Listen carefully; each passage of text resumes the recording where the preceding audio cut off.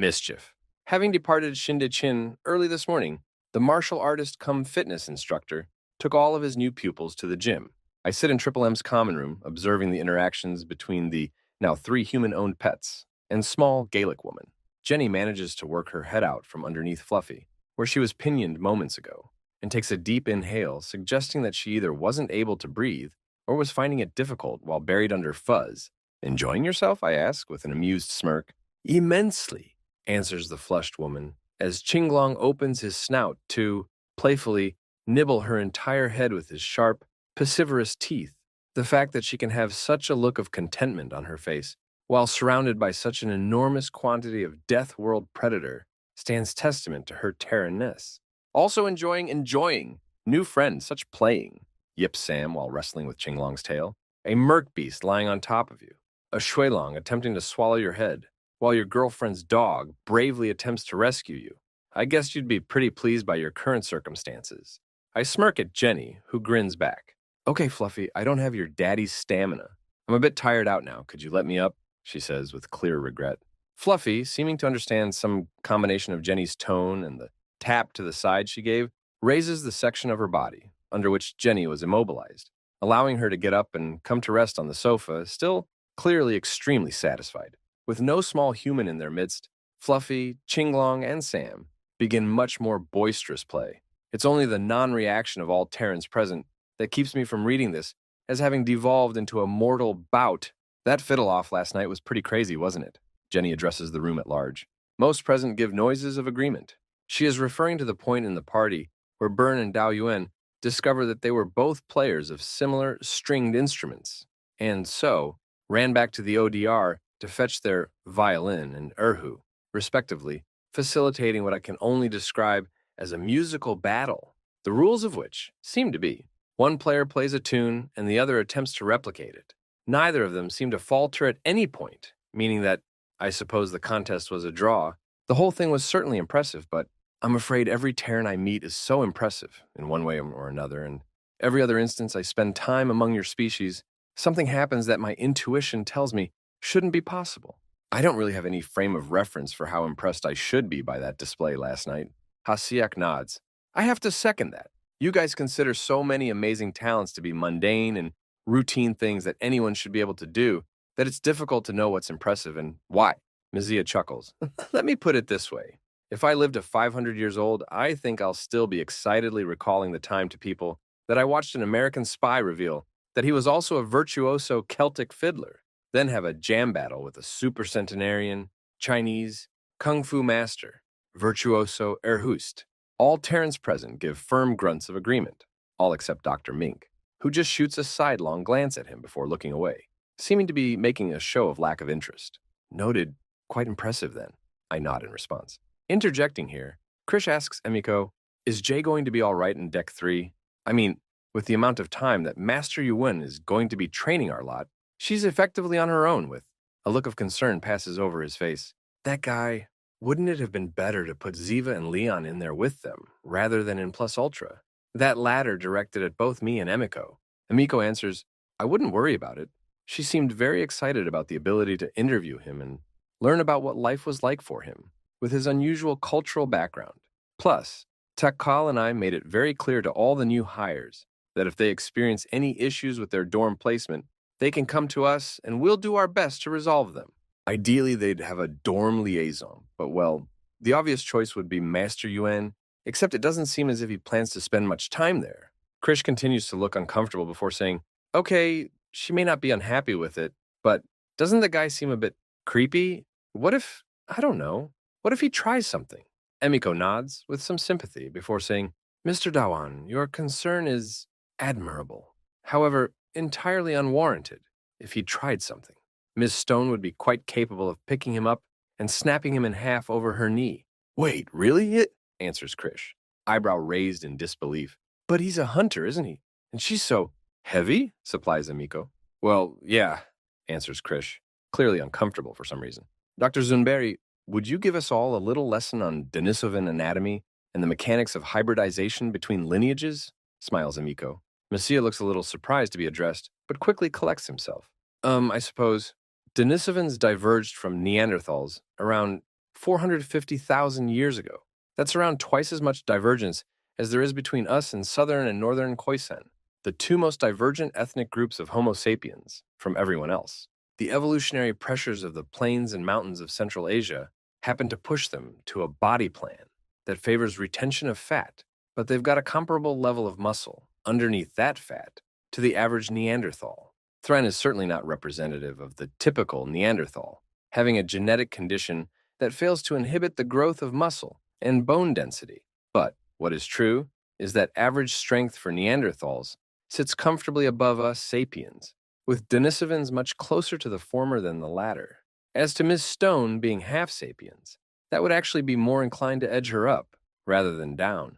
In terms of her strength and physical fitness, this is because the more divergent your parents' lineages are from each other, the less likely you are to inherit harmful recessive alleles from both parents, meaning that people of mixed parentage are typically healthier, fitter, stronger, and, subjectively, prettier.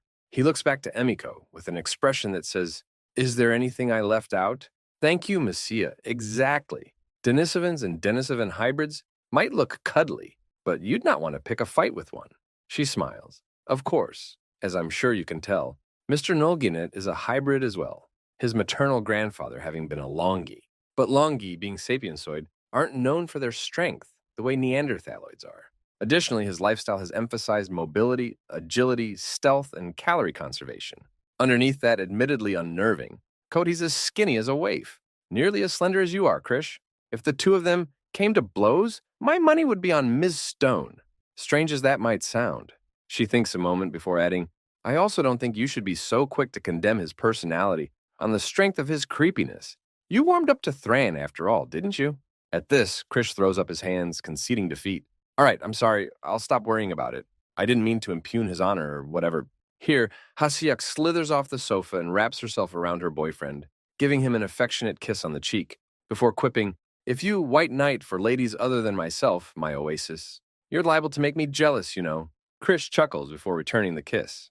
At this, Twila whistles before hollering, "Get a room, you two!"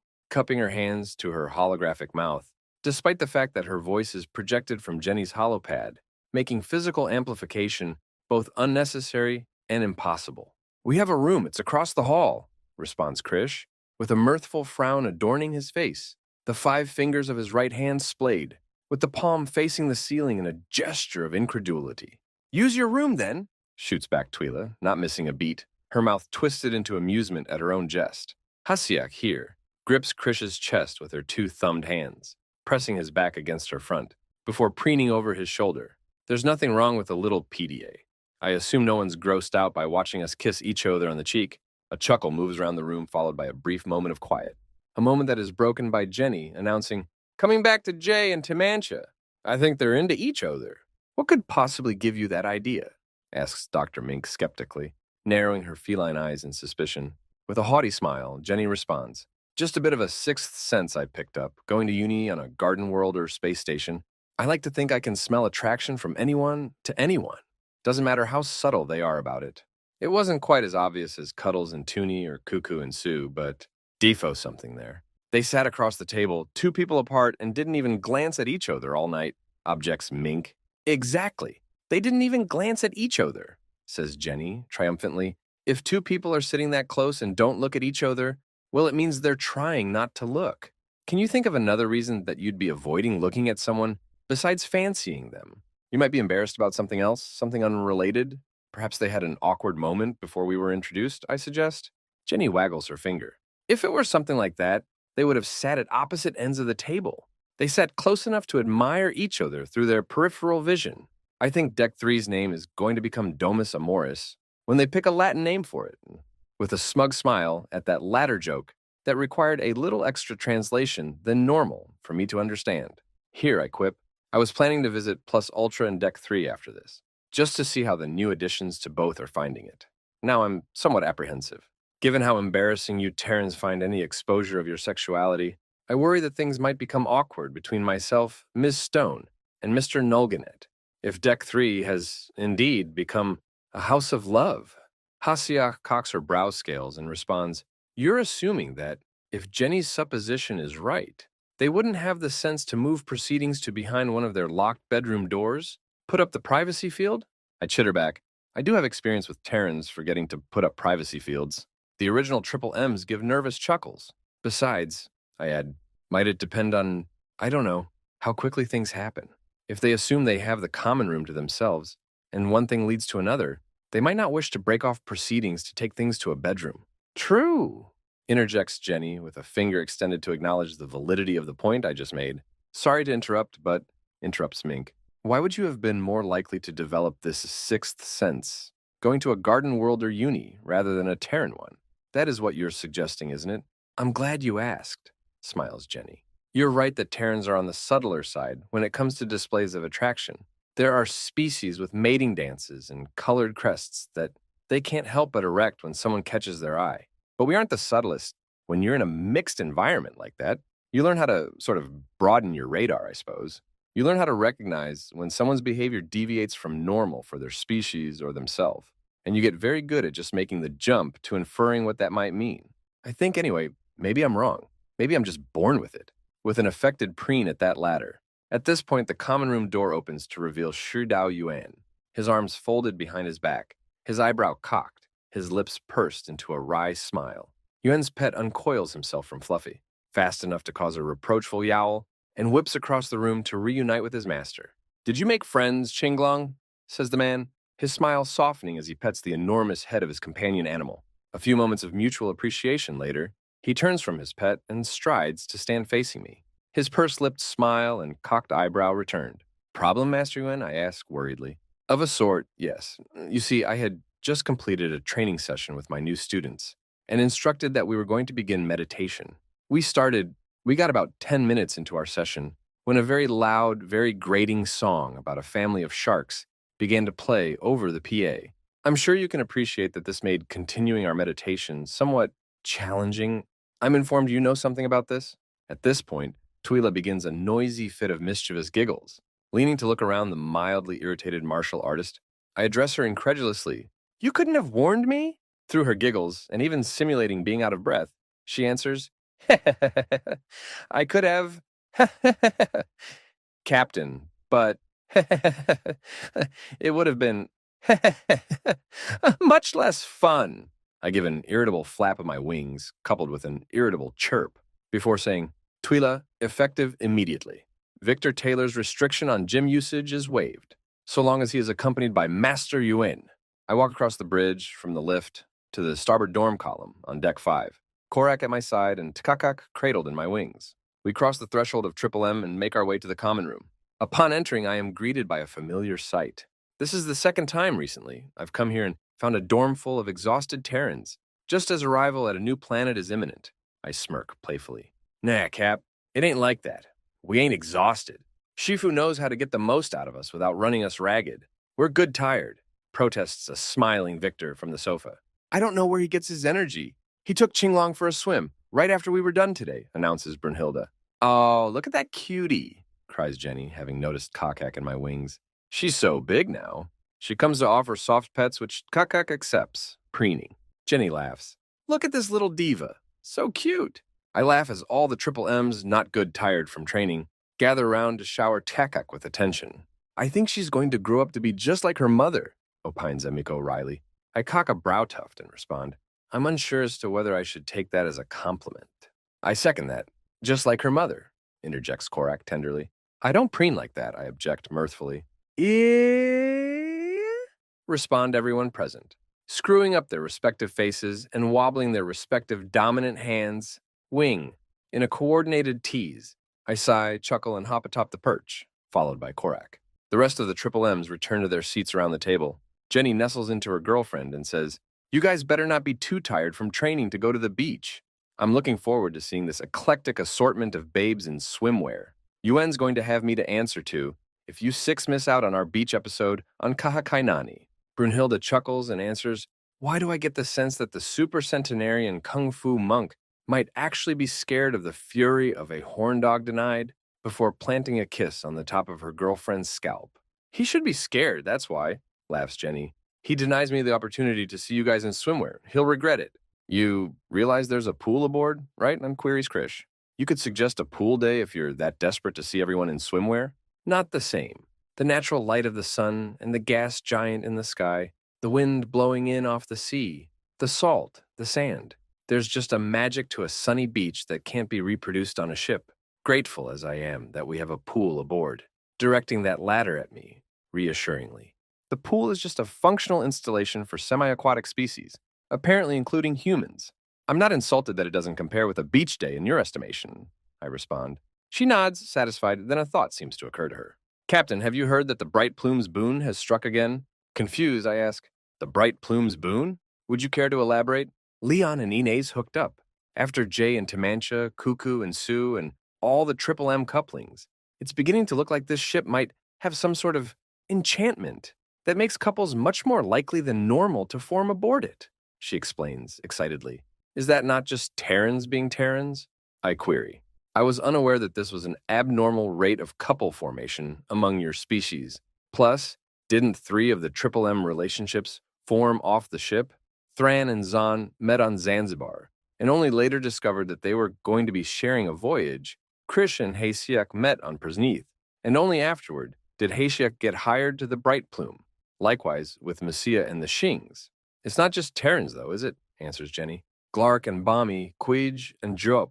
And have you seen the way that Hamtonio and Juanita have been looking at each other? I'm telling you guys, there's something in the water.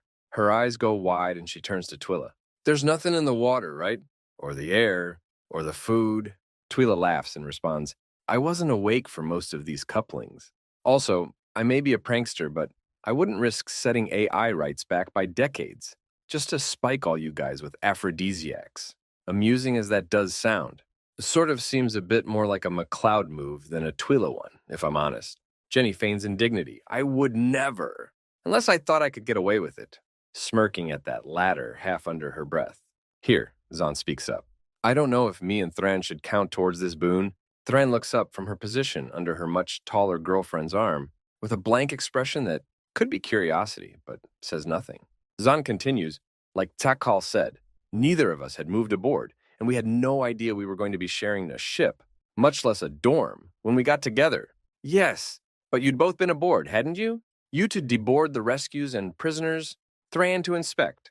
Clearly the Bright Plume saw your worthiness and granted you your boon early, smirks Jenny. Zahn laughs and turns her violet eyes down into Thran's mossy green ones. You hear that, babe? We're special enough for the ship to hook us up before we even moved in. We just came aboard, and the matchmaking spirits were like, these two are too perfect for each other. Get them together now, causing a light smile back from the shorter woman. Here, Korak interjects, addressing me, if you think about it, weren't we the first couple to form aboard? And that was after you told me, in no uncertain terms, that it would never happen. Jenny's face lights up as she says, OMG, you two are the OG booners.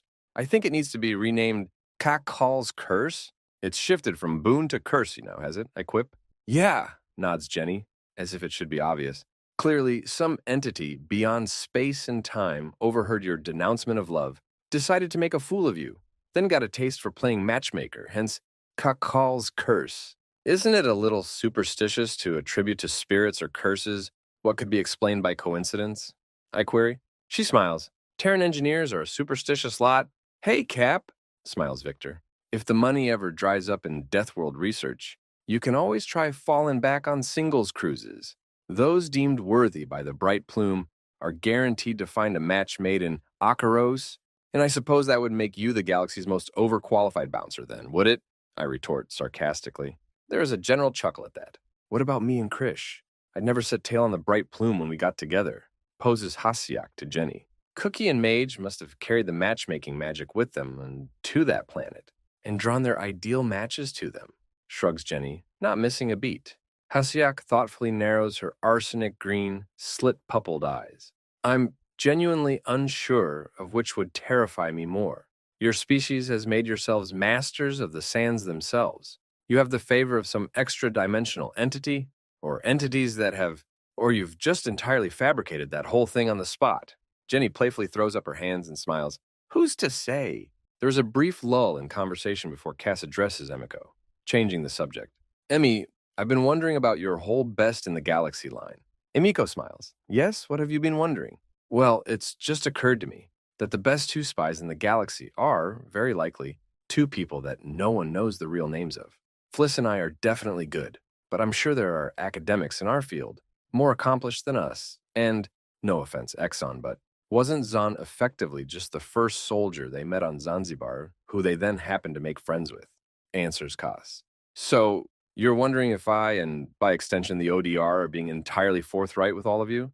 If, perhaps, we're just using the best in the galaxy line as an ego boost, blowing smoke up your arses, giving all of you insincere flattery? Yep, that's what I'm wondering, answers Cass, unabashed. Hamiko has a pensive expression for a moment before saying, It's not just smoke, but it does rather depend on your definition of best. Obviously, anyone whose information we weren't able to find, we weren't able to consider. There may be better spies than Byrne and Pereira. The UTCS gave us an anonymized list of agents to choose from. And, after consideration, those two are the ones selected on the strength of their track record and personal rapport with each other. We also can't compel anyone into it, nor would I want a team of Shanghaied experts to be my first contactors. So, I won't name names, but there have been a few instances of us having to go with a second or third choice because our first was not receptive to the offer. In your cases, Kaz and Felicity, you were already on the shortlist for consideration, and it was the combination of your convenient location on Zanzibar Mpia and pre-existing relationship with the crew of the Bright Plume that clinched you two as the clear choices for this mission's conservation experts. In terms of the military observer, she gestures to Zahn. We really didn't need a 10-star general. We're fairly well covered in terms of security, so we really didn't need a combat expert either. What we needed was a soldier who didn't have a history of expressing anti-Garden Worlder sentiment and who was ideally competent in a variety of skills, who would get along well with the crew and who had a decent track record. Zahn's only black marks were a handful of times she's been written up for minor insubordination, but looking deeper, I found that each instance was one of conscientious objection to orders. I considered that a plus. I'd prefer a soldier who won't just snap off a salute and give me a yes, ma'am, right away, ma'am, if given an objectionable order, to one who would. The selection criteria for Terrans is effectively known to us, accessible to us, highly competent in their field on a galactic scale, good track record in their field, seem like a good fit for the pre-existing team, no history of anti-Garden World bigotry. For Garden Worlders, it's the same, except that last is no history of anti-Death World bigotry. It's not a long list, but anyone we select has to check all those boxes before we can start weighing them against each other. It's a little bit like your 5S's model. Just being more accomplished in your field is not a guarantee that you are the best for the role. I'm not even sure that there's a way to objectively determine the best conservationist in the galaxy. Kaz nods, seeming satisfied. I guess that makes sense. And that most appropriate for the role in the galaxy doesn't quite have the same ring as best in the galaxy yet. Twila speaks up here. I'm about to bring us out of warp. My natural eyes narrowed mirthfully. I answer, perhaps a little closer than 9 hours of sublight away, if you can help it. She smiles. I'll bring us out as close as I can without getting us in trouble with the local authorities. You guys might want to take position by the bowward window, if you want the view of us arriving. With that, all present, including the 6 tired pupils, rise from their seats to do as Twila suggested. I faced Kakak forward to allow her to see the moment the stars stop moving and the planet appears. Arriving in 3, 2, 1, out of nowhere there is suddenly a star, mere light minutes away and clearly visible. Much closer is an enormous purple gas giant with a barely visible moon that is our intended destination. Upwards of 96% of the moon's surface is covered in ocean, with what land there is taking the form of small, scattered islands, not visible from this far out. Takekek is visibly surprised by the celestial objects having appeared from nowhere, and chitters delightedly. There are also some admiring oohs and ahs from those present who have a developed sense of object constancy, and more than no understanding of warp speed travel. Captain, hesitates Twila. Yes, Twila, I respond, turning to her. We're receiving a Mayday transmission on all bands. A Mayday transmission this close to an inhabited planet? Why hasn't it already been answered by local aerospace control? I answer, incredibly confused. It's coming from aerospace control. I'm silent a few moments processing that before I say, on screen, here now. There's no time to take it on the bridge. This will be the first time in my career that I've taken a distress call from planetary authorities. Mayday. The call is projected onto the common room wall, showing a stressed and exhausted-looking human. When we answer, his face lights up with hope for a brief moment, then sinks as he looks around the room. This is a distress call from Neonesia Eros, Pace Control. Are you the captain, ma'am? He addresses Emiko desperately. I'm not, she is, she answers succinctly, directing him to me. His attention flicks to me, then Korak, then to Kok. In rapid succession, he addresses me. Ma'am, what's the total floor space of your craft? Doing my best to answer the question I think he asked, I respond, total floor space is a 510, 143 scium im, but I'd say only around 2/3 of that is free and usable. Could I ask you to speak a little slower and explain the emergency? Seeming surprised, I would guess because, based on the image feed, he was expecting a much smaller ship. He takes a deep breath and begins, around 30 minutes ago, an enormous submarine earthquake occurred in a remote region just north of the equator. There's now a wall of water hurtling outward in all directions. We've already sent notices to evacuate to higher ground, to all islands that have higher ground to evacuate to. But there's a collection of islands that sit entirely below the projected 6M wave. We've commandeered all local transport capsules, sent out a call for volunteers, and directed them to begin evacuating, but there just aren't enough. The number of capsules we can get there in time are barely enough to evacuate the smaller islands, with a few dozen to 100 residents each. There's one island, Mokupua, all of which sits below 6M, and which has a population of 23,000. We can't evacuate it in time. There's less than 2 hours before the tsunami makes landfall. I cut in, you don't have local ships for exactly this kind of situation? The boy answers, we do, but they're out of system for training right now. We're not a populous planet. There aren't even 500 million people on Neonesia. We don't have the resources to keep a rescue fleet large enough to be rotated out for training. Will you help us? Without hesitation, I answer, certainly. Clear us a path to that island. Focus on evacuating the other islands with your existing fleet of smaller craft. Send us a landing point and send word to all residents to meet us there. I assume you won't fine us for breaking any speed limits? With a flurry of activity to the panel in front of him, he answers, of course not. Use your best judgment to determine a safe approach speed, bearing in mind that anyone not evacuated from that island inside of the next 2 hours will almost certainly die. Obviously, don't arrive at such a speed that the ocean flash boils and everyone dies. But if you arrive at a speed that causes a boom loud enough to deafen everyone on the island, that's preferable to not getting there in time. Eardrums can be regened, corpses can't. I've cleared your approach and sent it to your computer. Local time is 4:42 p.m. I've sent an emergency notification to the island's inhabitants to congregate at your landing point. Approach received. We'll be there in a little over half an hour without blowing out anyone's eardrums. Contributes Twila. I nod in acknowledgement before turning my attention back to the call. Where are we taking these people after their rescue? He shifts uncomfortably. We don't have anywhere prepared for that many refugees right now. We'll probably be able to have somewhere on Kahaika Nani ready within a few days. Would you be able to hold them until then? We can send ships to orbit with supplies and relief personnel. Is that all right? Are you asking if I'm going to condemn tens of thousands of people to die, simply to spare my ship the inconvenience of being engaged in their care for a few days? Because the answer is no, I won't be doing that. Start arranging your relief ships and emergency shelter. I answer curtly. A look of relief crosses his face as he says, thank you, ma'am, I can't thank you enough. I nod and answer, thank me when those people are safe. Goodbye for now. He smiles and we end the call. I turn to Victor. I'm temporarily relinquishing command to you, Victor. But Cap, he tries to interrupt. I know that didn't work out so well last time, but the situation is different this time. I say, cutting him off. There are no hostiles who might deploy interference. We have a full sentience AI who can choose to disobey inappropriate commands. There's no need for crew to be confined to their current location, and the truth is, Victor, I just can't think like you can. We need Deathworlder clarity and command right now. So I'm relinquishing command to you, and that is not up for discussion. Do we understand each other? He hesitates, then nods. We understand each other, Cap. His attention snaps to Emiko. I'm taking command of the ODR subcontractors as well. Any objections? None, acting commander, she answers, showing the discipline of a former soldier, in contrast to her usual playful demeanor. Perfect. He turns to Twila. What can you tell us about this island, Twila? Bringing up a holographic map, she explains, the island of Mokupua is approximately 2 skikiem, with the major settlement, of the same name, being located mostly along a single main road on the south side of the island, with the interior being forested. According to Galactopedia, it has a population of 23,341, though that number may have changed since the most recent census and might be different due to visitors from elsewhere or from the island to elsewhere. So we can't use that for a precise head count. The main language is harmonized Polynesian, but with significant populations of Hawaiian and Maori speakers.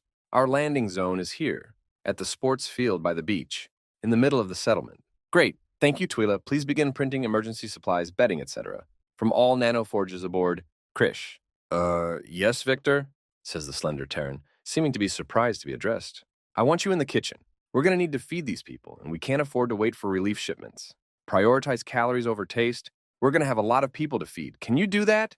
Of course, responds Krish, clearly still taken aback that his was the first duty to be assigned. Turning back to Twila, he asks, Twila, can you project my voice over the PA? She nods, just say when. He stands, takes a deep breath, and says, okay, go. Twila nods and summons a holographic microphone, which she holds up toward him to indicate that his voice is currently being broadcast naturally over the speakers and also via every translator on the ship. Victor speaks with unusual clarity. To all aboard, this is Chief Security Specialist Victor Taylor, currently in acting command of the Bright Plume. We have been engaged for the emergency evacuation of the island of Mokupua on Neonesia, where we will be landing in around half an hour. In around 2 hours, it will be inundated by a tsunami. You may have noticed your personal nanoforges printing materials you have not requested. These are supplies, printed at my request, for the approximately 23,000 people we are about to bring aboard. Please collect them and either leave them outside your dorm doors or, if you are able, bring them to Deck 0 and leave them in the highlighted depository areas. Would Doctors Hatathli and Fan please report to the rear loading bay? Would Doctors Gato and Xing, along with any other crew members with medical or first aid training, please report to the infirmary and take instruction as necessary from Dr. Gato? Would all cooks and those with culinary training or experience please report to the canteen and take instruction from Commissary Krish Dawan in preparing meals? Would UTKIS officers Leon Byrne and Ziva Pereira, Shifu Shidao Yuen, and Tracker Timancha Nulganet please securely stow all armaments and report to the rear loading bay? Would analyst Olga Petrikov, sociologist Jay Stone, and statistician Inez please meet with engineer Jenny McLeod and Dr. Felicity Mink on the starboard deck 4 balcony? Begin collecting supplies, left outside all starboard side dorms, and bring them to Deck 0. Technologies Officer Baorbo, please meet with Corrections Officer Hasiak, Dr. Zunberry, and Miyazaki on Port Deck 4, balcony, to do the same on port side. If you believe you may have any useful skills that could be deployed in this situation, which have not already been covered by the previous assignments, please confer with the ship's computer, who will apprise me, as appropriate, over and out. Twila dispels the imaginary microphone and Victor says, I assume there ain't a problem with you projecting yourself through multiple hollows, is there? Back to his typical mode of speech. No problem, answers Twila. You'll just need to give me permission and I can keep you abreast of all relevant happenings aboard, via your holopad. Splitting focus is very unlikely to present a challenge to me. Perfect, answers Victor. If your name wasn't mentioned just now, please make sure your weapons are secure, you're dressed properly, and meet in the rear loading bay ASAP. Twila, yes, acting commander? You can project your voice outside the ship, correct? She nods, I can. When we arrive at the island, I want you to announce, this is the ship the Bright Plume, here to perform an emergency evacuation due to a tsunami that will shortly inundate this island. Please leave all non-essential possessions behind. Congregate at the sports field and board. If you are aware of any persons on this island who have not been able to make it to this evacuation point, please make yourselves known to onboard crew in the rear loading bay as you board. Have a picture of them ready to show if possible. If you are injured, please, likewise, make yourselves known. Otherwise, follow direction into the ship and do not obstruct passage to others attempting to board. In harmonized Polynesian, then Hawaiian, then Maori, then English, then Galactic Basic. Then repeat that twice. Accompany it each time with a translatable broadcast for anyone wearing a translator. Compromise a volume to project to as much of the island as possible, while not deafening anyone standing too close. Can you do that? Yes, Acting Commander. Great, Korak. Korak starts, yes, Vic, Acting Commander. Please take your daughter back to your quarters and stay there. Your wife is coming to the rear loading bay, all right? Looking somehow both relieved and worried, he answers, certainly. All right, is anyone unclear about what they're doing? No one makes to speak.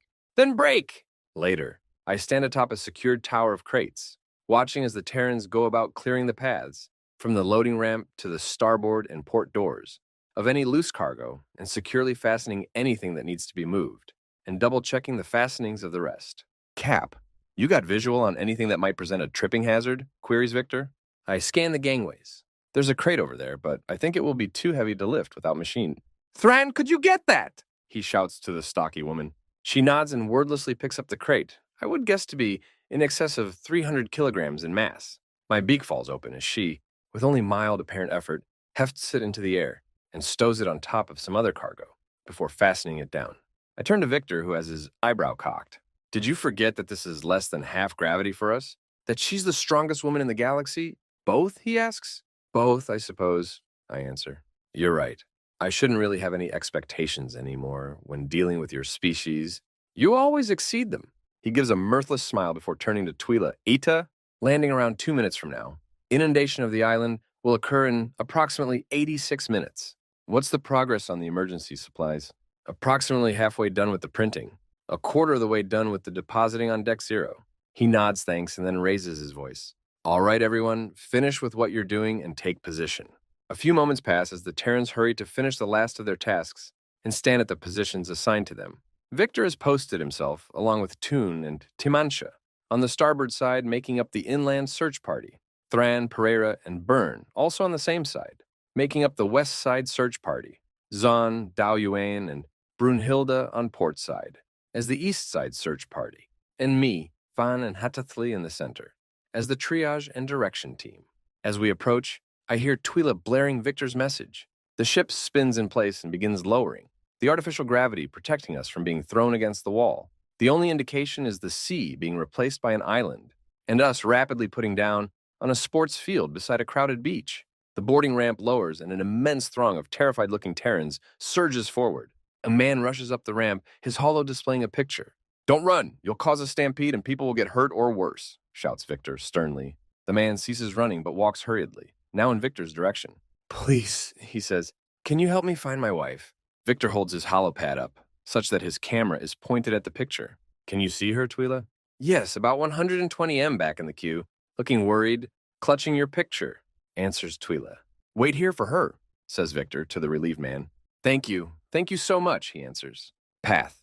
Lokalani's perspective, 4:22 p.m. Mokupua local time. Look, Kiki, I shout, holding the most amazing shell ever over my head. She smiles. I see it, Lani. Very lovely. What's it from? She thinks and says, I don't know. Sort of looks like an earth conch, but, well, it won't be that. You might be the first person to discover one. Why don't you give it a name? I look at the big, pretty shell, trying to think of a name. I think it should be the Big Pretty. She laughs. Very descriptive. I definitely couldn't have given it a better name. Maybe I can talk to my professor about getting you into uni early. You'd make the best marine biologist. I frown and stick out my tongue. Uni is for grown-ups? She smiles. You don't want to come to the capital with me? I'm sure no one would mind having you in the class. I think about that. Or? She grins. You could come back to Mokupua and we could go to nursery together? She shakes her head. I'm too big for nursery, Lani. I miss you too when I'm away. But they wouldn't let me sit in a class full of 5-year-olds. I puff out my bottom lip and bring my brow down. Don't pout, Lani. Still pouting, I say. I'll make them let you in. Oh yeah? How are you going to do that? I think for a moment, then answer. I'll go up to Mrs. Kahananui, and I'll say, hey, my sister's coming to class with me. She grins, and when she says no, she isn't. What then? I'll beat her up. She laughs a lot, and I feel silly. You know what Mummy and Daddy would say, don't you? I roll my eyes. No hitting. We solve our problems with words. But Mummy and Daddy aren't here. You don't get to be naughty just because I'm the one looking after you. I may be cool, but you'd better believe I'd tell Mum and Dad if you tried to beat up your nursery teacher. You're not cool, I say and stick out my tongue. She sticks her tongue out back and I try not to laugh. I laugh. Then her hollow makes a sound I've never heard before. She looks like she doesn't know it either. She takes it out and looks at the screen. Then her face goes pale. She looks at me and says, Lani, we need to go back to town, right now. What? That's not fair. We just got here. I want to play more. We have the whole beach to ourselves and it took us ages to walk here. This isn't a discussion, Lani. We're going. But, Local Lani, now is not the time, she shouts. I burst into tears. I don't want to, but she's shouting and I don't understand why. I can't help it. My eyes are closed, but I hear her walk to me and feel her put her hand on my shoulder. I look up and see her face look sad. I'm sorry, Lani. I didn't mean to shout. This is really important. I need you to be a good girl right now, all right? I can't explain, but this is important. Can you trust me that this is important enough that we need to go right now? Sniff. Can Can I take the big pretty, please? She shows her teeth and wobbles her head before saying, Sure, fine, I'll carry it. Climb on my back. I'll give you a piggyback home. A piggyback? All the way home, I say, excited, forgetting my sadness over having to leave. Yeah, we need to go quickly and you'll slow. It'll be quicker. Not even caring that she was about to call me slow, I climb onto her back. She puts her hollow away and picks up the big pretty. Then we leave the beach. She's not running, but she's moving quickly. Over her shoulder, I can see the path back to town with thick trees on both sides. She's going very fast, definitely faster than we came. Keala's perspective. I look up through the trees and try to distract both of us from the situation. Ho'ohokokalani's going to be bright tonight. I'll never get used to living on a gas giant's moon. So weird. I think it's weird that Earth has no gas giant. It has its own moon, she answers. I suppose you wouldn't remember it. You were a baby when we moved. I smile joylessly. I guess we only have a little more than an hour before Wakea sets and it gets dark. Under normal circumstances, I'd just light up my hollow to get us back, but that's going to be tricky with the piggyback and useless shell in one hand. I really shouldn't have brought the shell. I just didn't want to have to argue about it when she already thought I was taking her home for no reason. If it slows me down by even 0.1%, it could make the difference between making the evacuation and not. Then again, there might not be an evacuation. We might get back to town and then just have to wait to die. She'll at least have her shell. My mind tortures me by showing me her lifeless body floating in the sea, still implausibly clutching that stupid, pretty shell. I pick up the pace, careful not to trip over any of the Neonesian palm roots growing through the path. Should I have explained to her what was going on? I don't know. I just didn't want her to spend what might be the last few hours of her life terrified. Maybe I'll hate myself for keeping it from her. Maybe she'll hate me. Why am I hoping for that? I suppose if she hates me and I hate myself, it would mean we're both alive, and by all the aqua, I hope we survive this. Kick it, kick it, kick it, I hear Lonnie say, and realize that I had entirely zoned out. What is it, Lonnie? Someone's calling you, she says at the same time as I hear my ringtone. Oh, hold on tight. I need my hand, I say, awkwardly pressing the wrist of my shell-holding hand onto hers, clasped at my clavicle, to anchor them there, and, with my right, retrieving my holo and answering the call. Kala, we just heard. Where are you? I hear my mom's panicked voice say, It's all right, Mom. We're on our way back to town. I've got Laney. We should make it. But there's no way to evac, she says, sounding distraught. It'll be all right, Mom, I interrupt, both lying and forcing calm into my voice. They'll work something out. Is Dad there? Clearly trying to hold back sobs, she says, Yes, sweetie, he's here. Could you put it on speaker? Of course. You're on speaker. Mom, Dad, I just want to say thank you for everything, and to let you two know that Laney and I love... Oh, an indescribable pain shoots through my leg, and I briefly register that I've caught it in the crook between two roots, immediately followed by realizing that I've lost my balance. I'm pitching forward, and there's nothing I can do about it. The last thing I see is a rock rushing at my forehead. Lokalani's perspective. Kiki falls down, and I roll over her head. I'm a little hurt, but when I look at her, I see she's not moving. Kiki? I say, frightened. I get up and go to her. She doesn't move. Kiki, get up, I say, pushing her shoulder. Kiki, we need to go home, you said, I say, tears coming. Kala, get up, please, I yell, really trying to lift her. She's too heavy. I'm too small. I can't. I try to think about what to do. Kiki, I'm going to go back to the beach, the one I'm not supposed to be at right now. Unless you get up and stop me, I say, pretending to walk back the way we came. She doesn't move. Kiki, if you get up, I'll give you the Big Pretty. You can have it. You can call it whatever you want. Big Pretty was a dumb name anyway. She still doesn't move. Please, Kiki, I don't know what to do, I say, crying. What should I do? What should I do? I scream towards town, knowing it's too far for anyone to hear. I scream back the way we came, knowing there's no one behind us.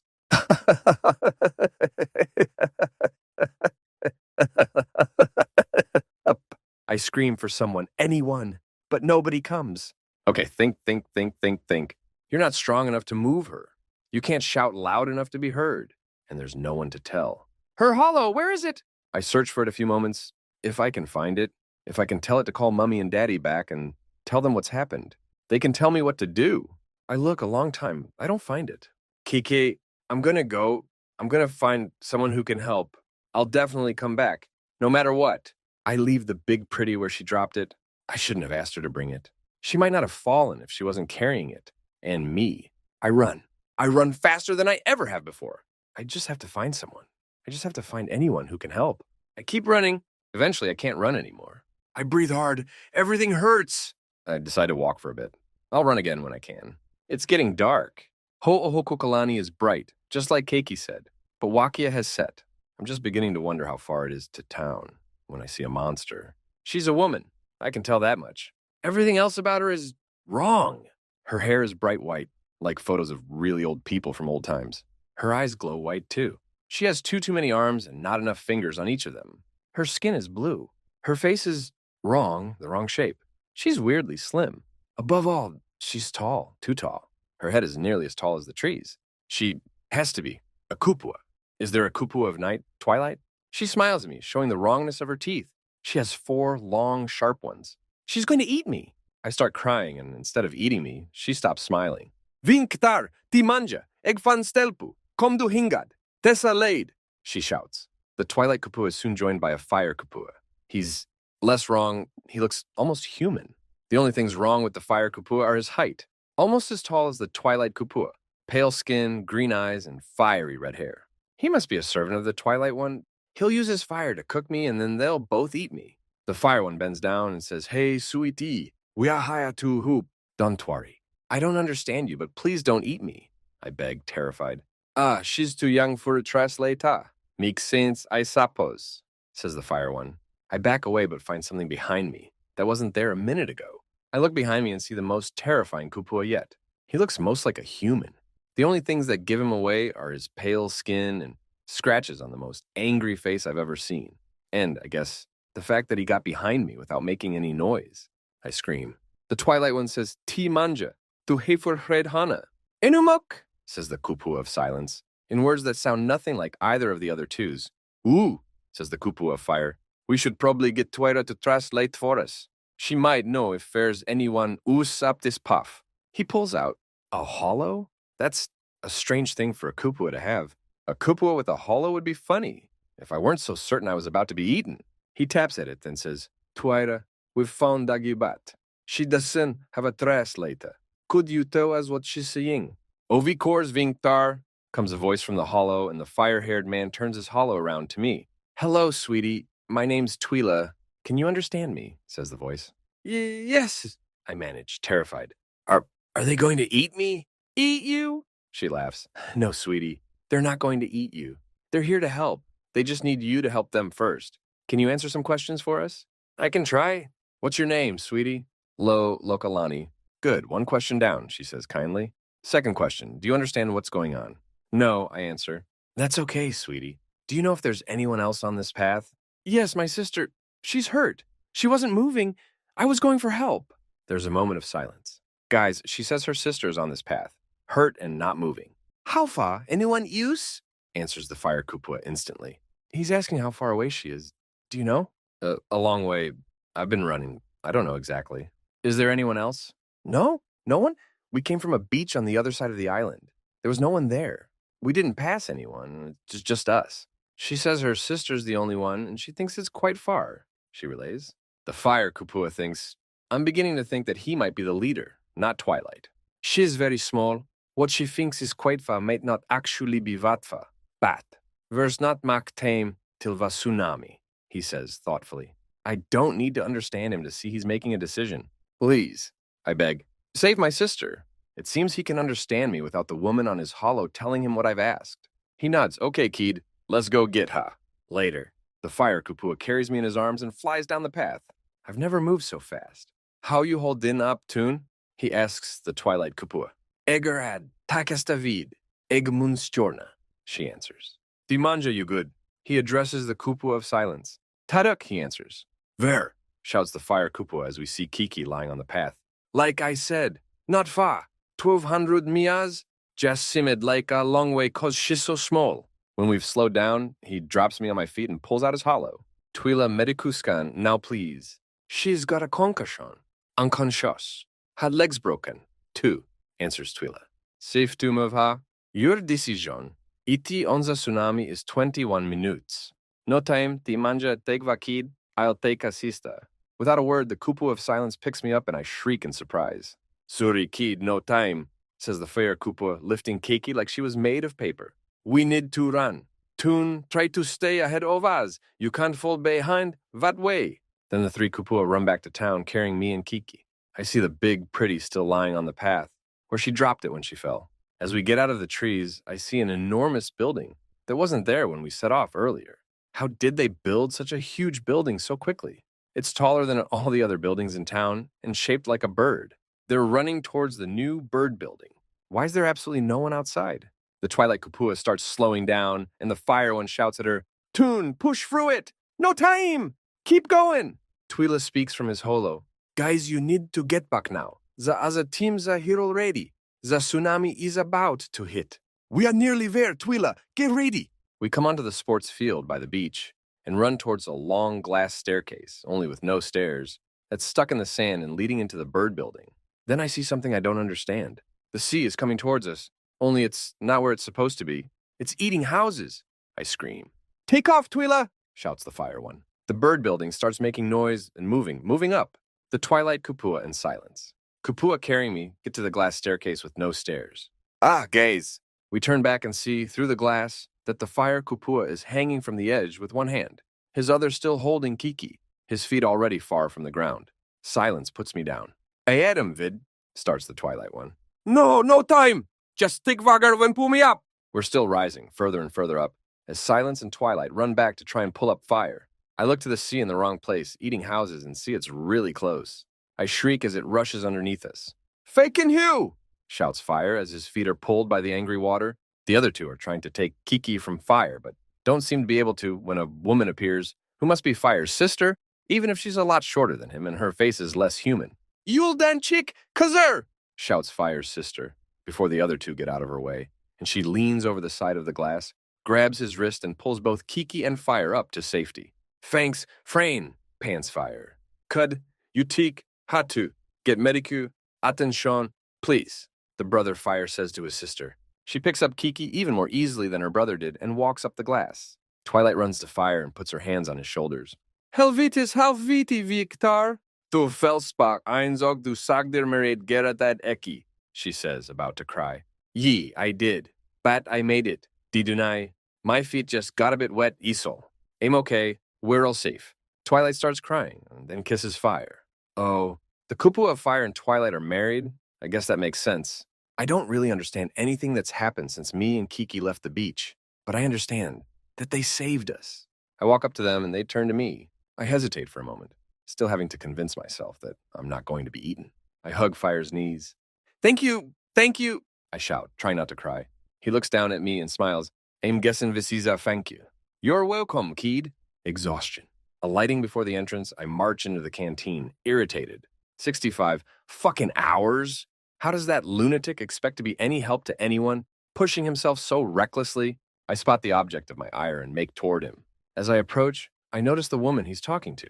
She's not a Terran, and neither is she a member of my crew. I recognize her species. She's a Spellvuk, a troglodytic roughworlder. At least, I think she is. They're usually entirely bald, aren't they? This woman has a full head of black hair. It has the effect of making her look much more like a Terran. Is that its purpose? She wears a single red sash across her chest, marking her as one of the disaster relief volunteers. She seems to have Victor's undivided attention, as his haggard face bobs up and down in acknowledgement. Rather than interrupting, I decide to eavesdrop. It's an admirable thing to want to help so much. But you can't help anyone else if you collapse from exhaustion in the effort, can you? Opines the woman. You're right, he answers defeatedly. I feel like I wouldn't be able to sleep knowing there's stuff I could be doing, but ain't. More than 99% of the people aboard have lost their homes. I'm tired, just don't seem sufficient as an excuse for why I ain't pitching in. So, what it sounds like is that you're framing rest as something selfish. Is that fair? She queries. He nods contemplatively, then answers, I guess so. Sympathetically, she proffers, I know it's not easy to decide to shift a belief like this, but perhaps you could try thinking of it as something you're doing for others' sake. If you keep going until you collapse, well, not only will you not be able to help anyone at that point, but you'll also need help yourself, right? Help you'd be taking away from someone else. He gives a weary chuckle. Put that way, taking a nap sounds positively noble. She smiles. There's nothing selfish about self-care, in my view. You just need to think of it as maintenance. Your body and mind have requirements, the way any machine would. Feeding yourself, watering yourself, resting yourself, etc. are not indulgences, they are necessities. He stands. You're right, Alchinad. I'm going to go catch some sleep. Sorry that you needed to have this talk with me. There's nothing to apologize for. Go and rest, she answers kindly. He starts walking away, then notices me. Oh, Cap, did you? I did, Victor, I interrupt. But it sounds as though what I wanted you for is now taken care of. Go and sleep. He gives an embarrassed chuckle before walking off. I turn my attention to the wordying tall woman with snow-white skin and obsidian eyes. You have some experience with handling Terrans, I see, I observe wryly. She laughs. I do. 9 times out of 10, what they need is a firm voice, nudging them toward what they already know, in my experience. Thank you for having the conversation I was about to have with Mr. Taylor for me. I dip my head respectfully. She returns the gesture. Thank you for allowing me onto your ship, Captain. I motion to the empty seat, vacated by Victor. May I sit with you? She smiles. This is your ship. I wouldn't presume to tell you where you can and can't sit. I take the seat. So, Alkinad, is it? She gives a Terran nod. Indeed, Alkinad Dimitrescu Fisher. And you would be Captain Takkal? I return her nod. Indeed. If you don't mind my asking, what brings you to this planet? My husband Mark and I were on our honeymoon. She grins, baring her terrifyingly sharp teeth. The term sounds familiar, honeymoon? A Terran custom wherein a newly married couple take a luxurious holiday, usually somewhere they consider exotic. In my and my husband's case, it's also serving as a post-graduation break, before we start looking for work, she explains. So, your husband is Terran, yes, she smiles. We got married around a month ago and settled on a honeymoon on Neonesia. We actually missed our transport back to Earth to volunteer here. Very admirable. I hope it wasn't too costly for you. She chuckles. An upside of being centuries old is that I've had plenty of time to build my personal wealth. Missing a flight won't be ruinous to us. She leans forward, places 4 of the digits of her left arm on the table, the other 3 folded backwards up her sleeve, turns her black orb eyes on me and asks, I'm actually curious, Captain, about your motive for helping out. I don't wish to be rude, but I'm told you didn't even try to negotiate remuneration before agreeing to undertake the rescue, that you turned down all reward above the costs incurred like food spent and nanoresin expended, etc. Is that true? I bristle slightly. Yes, it's true. Why do you ask? I'm sorry, I meant no offense. Just, do you know what row-worlders are? I chuff. I know that Spellbook are rough-worlders. I have 2 rough-worlders aboard my ship, whom I consider friends. Are you going to say that being a non-garden worlder, you're surprised that I, a garden worlder, would act with any honor? That you'd have expected me to waste time haggling when tens of thousands of lives were on the line? Surprised, she throws up the 8 manipulator digits of both hands, in a gesture of concession. I'm sorry, I don't know you. I can see I let prejudice. You're right, I interrupt. That is what most garden worlders would have done. It's what I would have done earlier in my life. It wouldn't have been that I only wanted to profit. It wouldn't have been that I was happy to let anyone die. I suppose I would have framed it as not wanting to be taken advantage of. Now, though, the idea of haggling while lives hang in the balance, well, it no longer reads as acceptable to me. Why do you think that is? She asks, as if she truly doesn't know, or as if she's truly more interested in my perspective than telling me hers. I think for a moment before answering, that man you were just talking to. He and I have known each other for nearly 14 years. The first time we met, he saved my life before I ever heard him speak a word. In all the time I've known him, I don't believe I've ever once seen him hesitate in undertaking an action that would have helped someone. I don't believe I've ever seen him stop and ask, but what's in it for me, though? At some point, I suppose, I became embarrassed. The notion of stopping to perform a cost-benefit analysis before undertaking life-saving action began to read as selfish, I suppose, childish, ignoble, revolting. It's not as if I want to be a Terran, but in this regard, I have to say, they outdo the Garden Worlder galaxy. She bobs her head ponderously.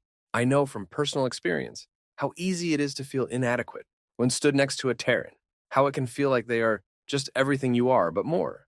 Then I have moments where I have to talk one into sleeping. No other species would put up with 3 straight all-nighters. Hell, no other species would be capable of 3 straight all-nighters. Their exceptionality is a double-edged sword. As amazing as they might seem, it isn't all upsides for them. An interesting perspective. On a different note, what exactly was in Victor's behavior that alerted you to his lack of sleep? I'm sure he didn't announce it, I query. She puffs through her love-heart-shaped nose. He didn't announce it in words. Everything else about him, though, was screaming it. I came aboard mere hours after you left Mokupua, and it was easy enough to infer that he had already had a full day of activity before then. Since then, every time I've seen him, his eye bags have been darker, his smell has been stronger, his speech has been more chaotic and slurred, yet absent any scent of alcohol that might have explained that. I've not yet seen him out of the first set of clothing I saw him in. I'm meant to be counseling the survivors, but while my husband's services are in high demand, most Terrans find my appearance quite off-putting, so mine aren't. I found myself in the position of being at a loose end, and thus having the time to talk to your CSS. How did you find out, if you don't mind my asking? The, the computer alerted me, I say awkwardly. She smiles and cocks her modded brow hair. The non-sentient computer alerted you to a dereliction of self-care by a crewman. I cock my own brow tuft and consider the woman. Yes, well, a sapient computer is more than capable of working out that a person aboard has exceeded their species' recommended waking period. She chuckles, I'm sure. Don't worry, I'm not about to report you. You've likely inferred that I myself am something of a terraphile. I'm sure that if your Terran crew have no objection to the sapient and not sentient computer, then it must be safe. You're quite perceptive, Mrs. Fisher. She shudders in delight. Confused, I ask, I'm sorry, are you? Don't mind me, I'm still getting used to my husband's name.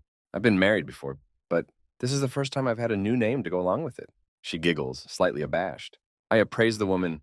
I'm sure that being as old as you say you are, it must be quite a culture shock to be suddenly ingratiated with Terran culture and married to a Terran. She nods. Yes, well, for the first 90% of my life, I was among the most fearsome 500 billion beings alive, just by dint of being a rough-worlder.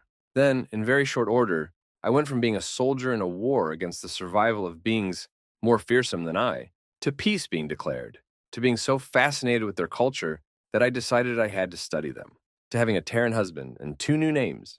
I do feel like things have moved a little fast. I'm certainly not unhappy about it, though. I consider the woman Mrs. Fisher. You and your husband. You say that the 2 of you are here to provide counseling to the survivors. What exactly was the profession that you and he were hoping to undertake after your honeymoon? Seeming surprised by the sudden turn, she answers, Oh, well, we met at the Cincinnati School of Psychotherapy. We were hoping to gain employment as therapists somewhere. Dumbfounded, I stare at the woman. I've never considered myself a particularly religious woman, even having married an agnostic, but right now it's difficult for me not to see this as the Father's compassionate work. Mrs. Fisher, how would you and your husband like a job and a long voyage? Recovery? 2 therapists on the ship. What are the odds? I exclaim. When you consider the number of refugees and vulnerable individuals we had aboard, fairly good, would be my guess, smirks Emiko, walking beside me, before continuing. Though I have to say, the odds of coming into the system right as an emergency was unfolding, that lead to tens of thousands of non-crew being aboard, in the first place, pretty low. As soon as their background checks come back, I'll have no problem signing off on their hire. Are you sure you don't want to come to the medical room? You may not have been asked for, but she waves her hand and shakes her head. I'll leave the praise to the brave heroes and gracious captain. I don't wish to receive praise for having simply stood nearby. By that logic, I shouldn't be going either. On the contrary, you're the one who most deserves to go. She asked for you specifically. Without your ship and your agreement to use it to evacuate, the others wouldn't have been in a position to perform any heroics at all. She's a clever girl for understanding that much. She smiled. I affect a Terran shrug and answer, If you're sure, I'll see you later. We part ways and I move towards the medical room. I arrive and see Gatto's desk unmanned. I pass it around the corner and see him stood at the bed I'm heading for. I approach and hear Gatto giving her a bored lecture. I know that's what your films depict, but in reality, the human head is not a magic on-off button that can be activated by hitting it hard enough. If you have hit your head hard enough to cause unconsciousness, then you have caused brain damage. You're lucky we had a region tube on hand. You might have died otherwise. It's quite incredible how delicate your species' brains are when compared with the rest of you. I chit to catch their attention, which I do. Is it all right for me to speak to her, Doctor? Yes, Captain, I'll leave you alone, he says indifferently, before walking off on all fours. So, Miss Havika, I presume? Captain Tiakal, a pleasure to meet you. I smile. Please call me Kaala, she smiles back. I understand my sister and I owe you our lives. I really hope I'm not being a nuisance right now. I just really wanted to meet the people she's told me about and thank them properly. I think about objecting that she doesn't owe me her life, then recall Emiko's words. My crew and I are happy to lend a hand. As to you being a nuisance, the rest of the refugees are now gone, so we don't have much else to do. If you'd asked to see us this time yesterday, it would have been a different story. She nods, reassured, before asking, so my parents know where I am and what's happened to me, right? Yes, Ms. H. Kala. Your boyfriend, too. They're going to meet you off the boarding ramp later. Her mouth falls open and her face goes red and hot. Is something the matter? I ask with concern. it's it's just that my parents, I hadn't told them about him yet. I suppose this will be interesting, she says nervously. I cock my head. Is there some reason to be ashamed of him? Taken aback, she answers, well, no, there's not. Then what are you worried about? This will certainly be an unorthodox way for him to meet your parents. But if you're not worried that they'll disapprove, then there's no issue, is there? I say, trying to come across both compassionate and logical at the same time. She looks upward, thoughtfully. Huh, what am I worried about? I've just survived a tsunami, and I'm worried about my parents and boyfriend not getting on. I suppose it'll make for an interesting story, at least. At this point, Victor, Toon, Ms. Hunter, and Mr. Nolganet enter the ward, accompanied by the minuscule, translatorless sister of the one on the bed. Ike ia keke, ua hai aku au ia oi, ua hai aku au ia oi o kupua laku, babbles the small girl excitedly, gesturing to my crew. The girl on the bed bursts into laughter. Ha ha ha ha. I'm still not convinced. Ha ha ha ha. Lonnie! What's she trying to convince you of? Queries Victor. She thinks you're kupua, smirks the girl on the bed. What are kupua? Frowns Victor mirthfully. Little difficult to translate, she ponders. Sometimes gets translated as demigods, and it's true that they're like halfway between human and god, but it's not the case that they need to be the child of a god and a human. Spirits captures the fact that they're usually associated with some phenomenon or aspect of nature, but kupua are corporeal. The superhero would be pretty close to the mark, but they're not necessarily heroic. They're just like humans plus plus plus, you know? Here, I chuckle. It seems your species has no end of beings you've imagined, which can be described thusly. It's as if it simply isn't enough, that you're already the most powerful beings in the galaxy. You still want more. Yeah, well, Cap, Victor smiles crookedly. You gotta remember, the knowledge that humans are the galaxy's Viltrumites is only a little older than I am.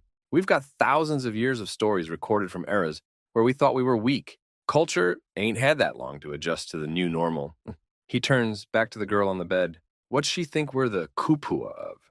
Well, you, Mr. She says expectantly. He smiles. Taylor, Hunter, Nulganate, Toon, gesturing to each in turn. She nods appreciatively. Well, Mr. Taylor, you and Miss Hunter, she seems to think are a brother and sister set of fire kupua. This is, despite knowing what Europeans and Neanderthals are, she says, turning to her sister. Ina o lakuo kupua, a ole pilikia, says the small girl, visibly defensive. The big sister chuckles and continues, I'm guessing Mr. Nolganet is the one she told me was the kupua of silence. Eh, confirms the small girl. That would make Ms. Toon the kupua of twilight and wife of Brother Fire, she chuckles. Toon's face turns a vivid shade of purple, but before she can start her typical light-speed, flustered gibbering, Victor puts his arm around her waist and kisses her cheek. We ain't married yet, he smiles mischievously. The girl on the bed flashes her brow up, bemused, before saying, well, I didn't expect that. I assumed that this was another strange conclusion she'd come to, like they must be siblings, because they're both muscly and have green eyes and red hair.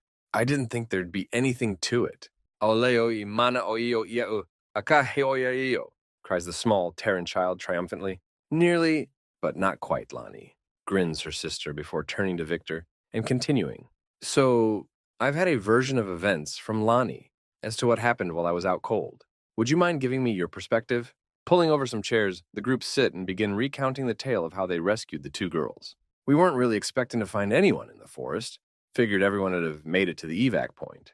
I just wanted to make sure. We were just about to turn around and go back to the ship when Toon shouted that she'd found a girl. Later, the group of us stand in the rear loading bay, the two young human girls at the top of the ramp, facing back towards the five of us. Thank you again. We can't thank you enough, affirms the one at the cusp of adulthood. Mahalo yauku apau, grins her much younger sister, waving in seeming agreement. Anytime, beams Victor. Though hopefully it'll be less nail-bittenly close to a violent, watery death next time. He winks and there's a chuckle. There's our ride, observes the elder girl. A transport capsule, differently styled to those I rode in on Zanzibar Mpya, or the ones I saw on Shinde Chin, sweeps into the clearing and settles down a few dozen meters from the base of the ramp. Two adult humans and another boy, around the same age as the elder girl, step from the pod. Those would be I start. My parents and boyfriend, yes, she interrupts, distractedly. The capsule company must have got their hails close together enough to match-make them into a single transport, she adds nervously. Ole oike hi ipokao keke, says the child indignantly. I know you didn't, Lonnie. I'm sorry, I didn't want to tell you so soon, answers the elder sister without taking her gaze from the trio at the foot of the ramp. There follow a few moments more of hesitation before I decide that a little prompting is in order. I walk to the young woman's side and look down the ramp at the three who seem to be standing, talking, and not to have noticed that those two whom they've come for are standing watching them. You know, I start, hopefully sounding casual. At some point, they will notice you here. Or if they don't, you will need to move for some other reason. Looking after your need for calories, sleep, or other bodily functions, even if you put complete and total faith in your ability to stand rooted to this spot forevermore, I will need the ship to take off eventually.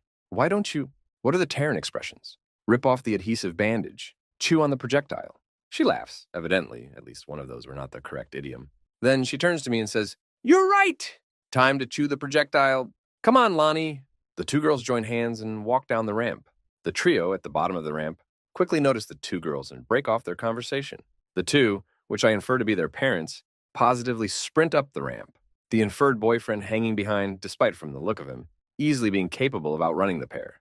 The family, even the small girl, crash into each other with the boom of solid death world bodies on solid death world bodies, unnervingly audible even at this distance away.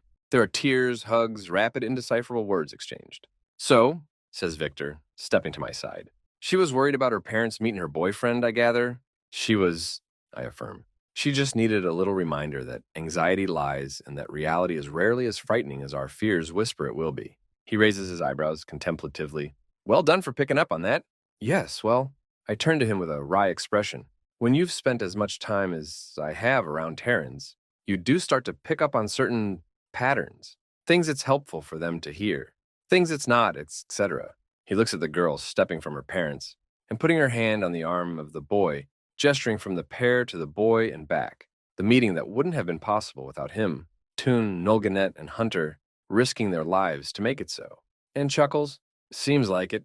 Perhaps you should write some sort of care guide, for other Garden World captains with Terran crew, the maintenance and provision of humans or something. I smile back. Perhaps indeed, before turning back to enjoy the scene.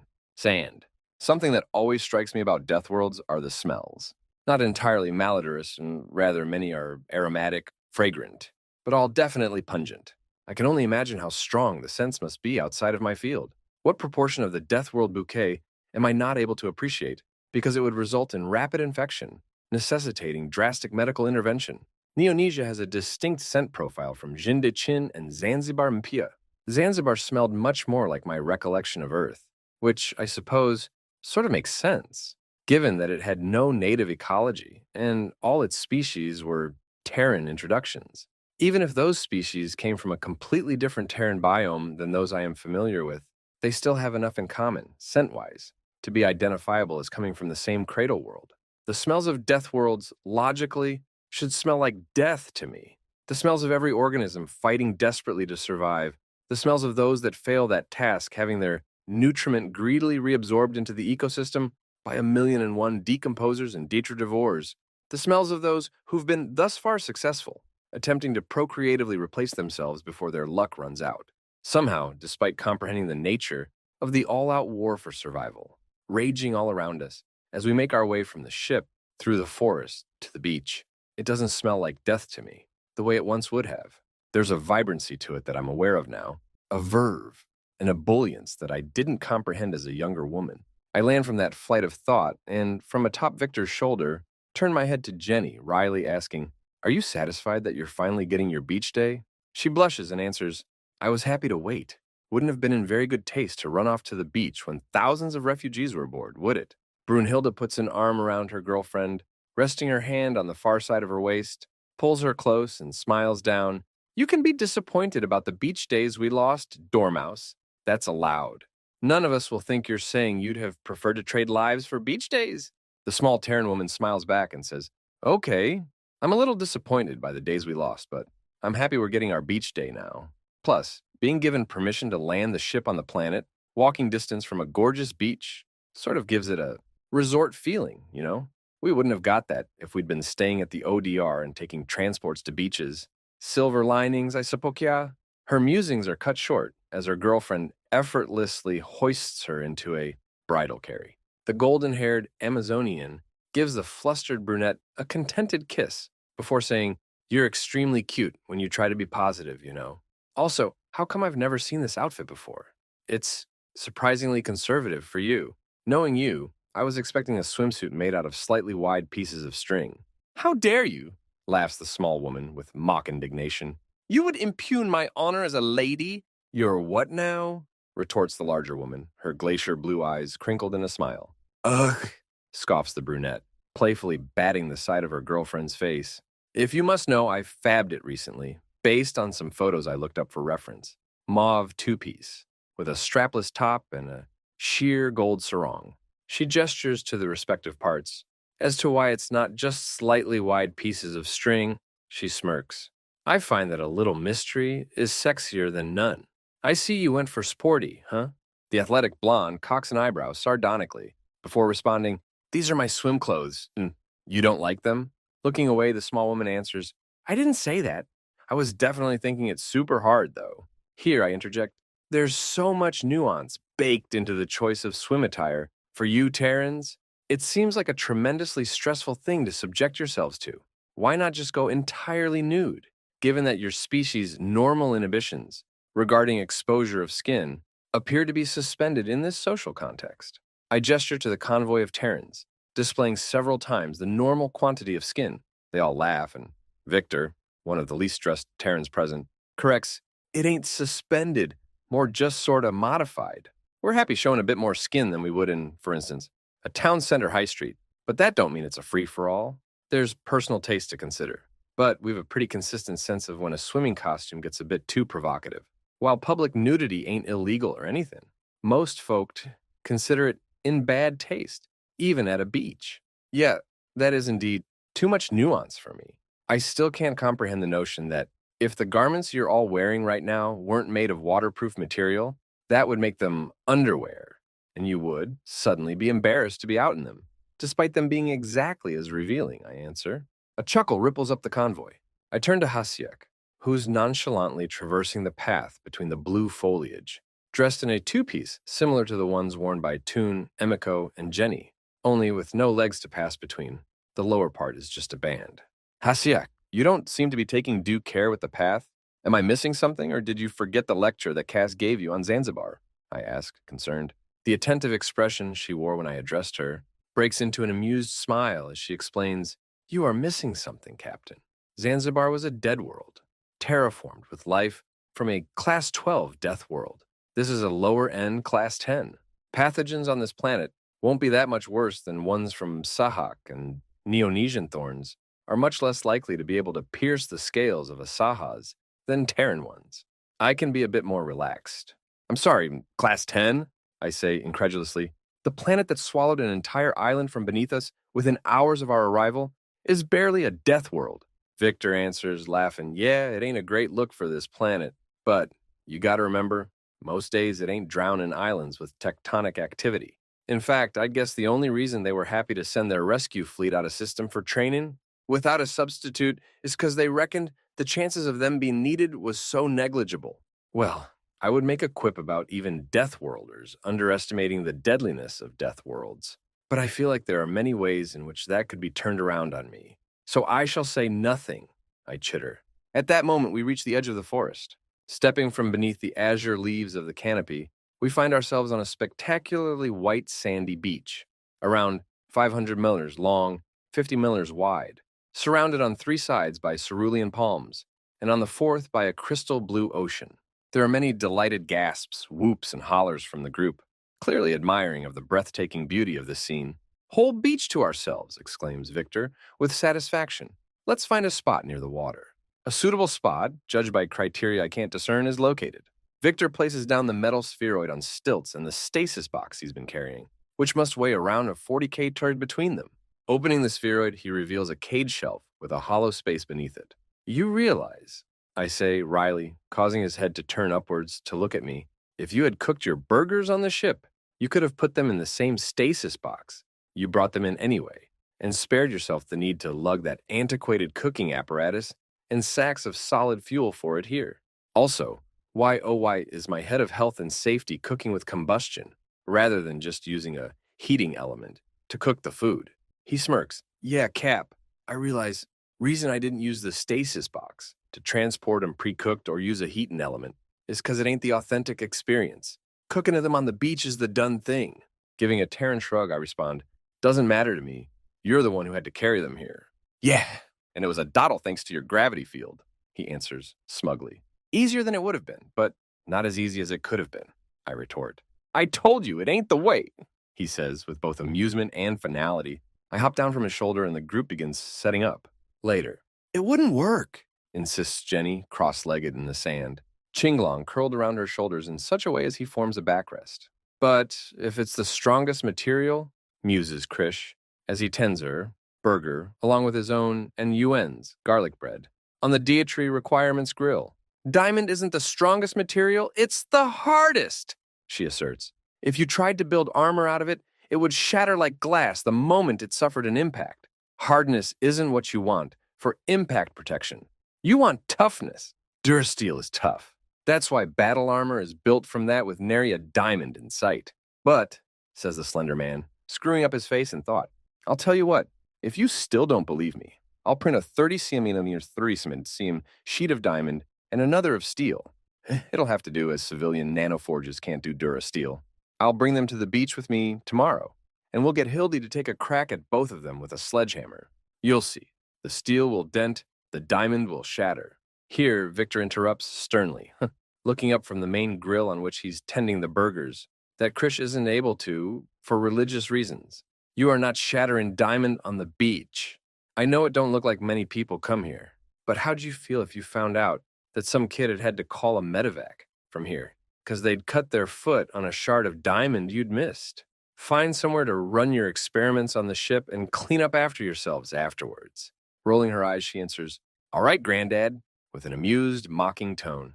Brunhilde interjects, You think you can mock the sportiness of my swim clothes one minute and the next volunteer me for sporty tasks that you're not up to? With a wry smile. Can't I? Asks the smaller woman, raising her eyebrows and fluttering her eyelashes. Pursing her lips, the blonde responds, You definitely wouldn't be able to if you were just, 1% less charming. Someday you're going to meet someone who's not affected by your cuteness. Already happened, volunteers Exxon. I personally think you're the cuter one, Samus. Turning her attention to the rangy Schwani woman, her eyebrow raised skeptically, she responds, That's so, jutting out her chin with a mischievous grin and putting her arm around her singularly bulky girlfriend. Zahn answers, I have a type. Burgers are ready, come get 'em, shouts Victor, breaking off the interlineage flirtation, as Brunhilde, Thran, and Zahn rise to retrieve their beef burgers from Victor. I see Jenny's attention following the tall, slender woman, her face unreadable. It only lasts a moment before she looks back to Krish's smaller grill and takes a swig of her cold, dew-covered tapache. As Krish begins serving up the veggie burgers, Emiko sits next to Jenny and asks, Hey, Jenny, I hope you won't think I'm being rude, but you want to know why I'm a vegetarian? She answers coolly. Why, yes, how did you... Always comes up sooner or later. You want to know why on earth I would deny myself meat when, being lab-grown, it's not like the cows had to suffer? Emiko nods thoughtfully. Yes, I understand that for these two. She gestures at Krish and Yuen. It's religious, but it's not religious for you, is it? It's not, and it's not environmental either. Given that energy is effectively free, she turns to the purple-eyed woman. I hope you won't think I'm being rude, but would you eat a burger made of lab-grown human if I told you it was super delicious? Emiko's eyes narrow as she calmly but immediately answers, No. Why not? Answers the smaller woman, stroking the head of the contented dragon. Well, it would be cannibalism for one thing. She smiles. No, it wouldn't. You wouldn't be eating the flesh of a living, breathing human. You'd be eating meat grown specifically to be eaten. There should be no ethical issue with eating it, right? Taking a bite of her beef burger. I'm guessing to subtly buy herself a few moments to consider. The glamorous woman responds, There are many health issues with cannibalism, as if that fact is both common knowledge and common sense. I'm not particularly interested in needing to drag myself to the medroom and explain what kuru is or how I acquired it. Okay then, what about a rakali burger? No health issues with that, are there? Emiko looks to me appraisingly. Leave me out of your thought experiments, I chitter.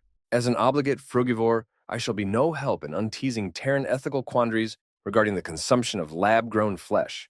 Emiko nods, turns back to Jenny and answers, I understand what you're saying, but humans and Rakali are both sentient, sapient, sophont species. Cows aren't. So you'd eat a dog burger? Queries Jenny, pointedly but not accusingly. Here, Sam interjects, not eating, fancy mummy, small mummy, please. His translated tone indicating that he isn't sure whether being eaten is actually a possibility, but not carrying the appropriate amount of concern for that scenario, in my view. Both women turn broad, genuine smiles on the lovable semi-sapient and reassure him that him being eaten is not at all what's being discussed. Satisfied, he resumes begging Victor to allow him to have sauce on his plain burger. Lack of sapience not allowing him to recognize an utterly lost cause. Returning her attention to her interlocutor, Jenny says, the squeamishness you just felt about eating human, Akali, and dog burgers is how I feel about all meat. It's just that simple. Haven't eaten meat in nearly a decade. Contemplatively, Emiko responds, I see. Thank you for engaging with that, even though it's obviously a very boring subject for you. No probs, smiles Jenny reassuringly, though in a way that entirely avoids touching her upper face, before turning her attention back to the 19mm blonde and the tuna tumor chwani at the grill. Many burgers, some sunbathing, and a game of volleyball later. You're certain? Absolutely certain?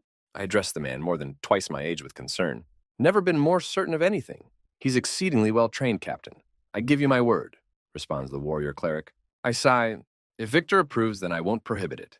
The elder man turns to his young student. I'm really glad you thought about it at all, Cap, but if Shifu says it's fine, then I think it's fine. Plus, he's tracked, right? The warrior nods, naturally. Then I say go for it. The teacher smiles before turning his face to the azure dragon and saying, Chinglong, and raising his hand. The creature lazily opens its eyes and rolls them toward his owner before stopping and widening them. There's a subtle shift as the 4 family meters tube of Death World muscle tautens, near imperceptibly. Oh, go, says the monk with a corresponding gesture to the water. I thought I was ready for the speed with which that monster would streak away. I was wrong. The shock of how quickly that animal goes from being coiled in a nap-time pile to being in the water, or millers away, actually induces autonomic fight/flight/freeze reactions in me, as I'm unable to tear my attention from the undulating motion with which he's now propelling himself through the water, and my heart's race into the quadruple digits. The speed with which he is able to move through the water is comparable to that which I'm able to achieve during flight in a shallow dive. In a spectacular display, the serpentine animal breaches the water and his entire body clears the surface in a breathtaking arc before re-entering with barely a splash. Remember to breathe, Captain, chuckles the monk, though I'm glad I'm not the only one who sees how magnificent he is. Cocking a brow tuft, I answer. Magnificent or not, if your pet decides to stray away, you may be responsible for introducing an ecosystem-decimating invasive species. He smiles. He won't. Plus, if I did, we could track him down with his tag's data. He's also a lone male. He wouldn't be able to reproduce on this planet, unless he turns out to have been a she with a litter in her belly. Wouldn't be the first time. Or unless someone else brought a female to this planet thinking the same thing you did. He laughs. You can rest secure in the knowledge that, biologically at least, he is male. Female Shuilong are around 40% bigger and a bright vermilion color. Though you are right about the, however remote, possibility of him running into an escaped female. Or you would be, if I weren't absolutely sure he will come back to me when I call him. Just relax, Captain. Enjoy the display. I turn my attention back to the frolicking animal. Shame Fluffy turns out to be as saltwater averse as she is freshwater, frowns Victor. Dr. Mink disdainfully responds, water is much less fun when your entire body is covered in waterlogging fur, gesturing to indicate that this is also why she has refrained from immersing herself. Victor shrugs a shrug of fair enough before looking to me. How come Corey turned down the beach trip? I sigh. Carcinization. Dumbstruck a moment, Victor eventually manages to laugh. I'm sorry, what? Incredulously. You heard me, I answer, wearily.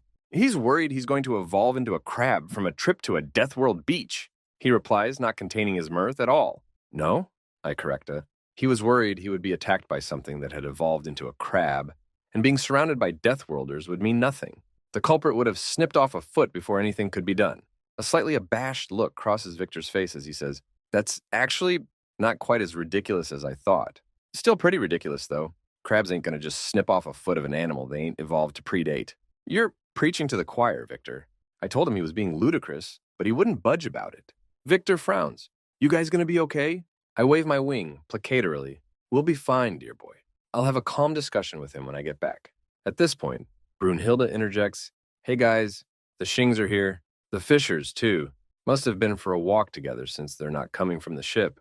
I turn to see that, indeed, the auburn-furred Fulgensian couple are walking beside the newest additions to my crew, Alcina Dimitrescu Fisher and Mark King of the Squirrels Fisher. The 3 hours tall woman stands in a black one-piece, backless to allow her enormous chiropteran wings, normally concealed in her Terran-style sleeves, free motion. The man stands over a meter shorter than his wife, in a pair of trunks, his build and musculature comparable to Messiah's, and a shock of mottled scarlet hair at his fringe. Ha! Crows Dr. Mink with gleeful venom at Messiah. Looks like your girlfriend and boyfriend have become bored of you. They're shopping for replacements. Calmly, placidly, and with a nonchalant smile, Messiah answers, They're not my girlfriend and boyfriend. We have a casual arrangement. If they want to pursue options outside of it, I'm very happy for them to do so. I see Mink's eyes narrow suspiciously behind her sunglasses, as she apparently tries to discern any deception. I'm just contentedly thinking that it's a good thing that the new hires can finally get to know the rest of the Terran contingent, whose mental health they have been hired to maintain. When I turn back around and see only the Shings making their way across the sand, the Fishers' backs disappearing as they continue to make their way, presumably, back to the ship. Oh, hell no, I mumble under my breath as I get up to follow after them. Where you going, Cap? Queries Victor after me. Oh, I just want to have a little chat, I say, containing my anger. And no need to follow. I beat my wings and am, just about, able to get airborne, due to the atmosphere being unusually thick for gravity so low. Not that it's low enough to allow me to go without a compensator. I give a brief downward greeting as I pass overhead of the Shings.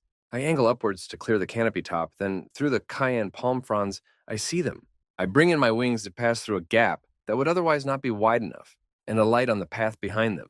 Still a little out of breath from the effort of flying on a death world, if just barely, I call out Drs. Fisher, causing them to turn in surprise. On the beach, we're having a little social gathering to celebrate the successful transfer of the last of the refugees.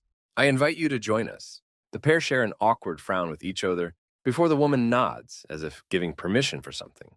The man turns back to me and says, We won't be joining you guys, in his voice so baritone that it's in danger of falling off the bottom end of my hearing register. Anger flares up in me, and I'm about to shout at them.